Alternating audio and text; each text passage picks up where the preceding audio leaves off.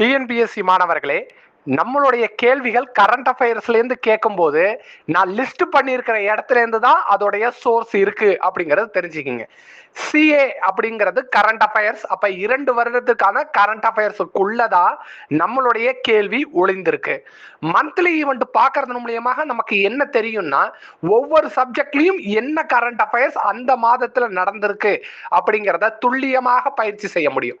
அடுத்து பாலிசி நோட்ஸ்ங்கிறது தமிழக அரசே வெளியிடக்கூடிய ஒரு டாக்குமெண்ட். அதுல என்ன திட்டங்கள் இருக்கு, நான் ஏன் அந்த திட்டங்களை நடைமுறைப்படுத்த போறேன், தமிழ்நாடு இந்தியாவோட ஒப்பிடும் போது என்னென்ன முன்னேற்றம் அடைஞ்சிருக்கு அப்படிங்கிறது.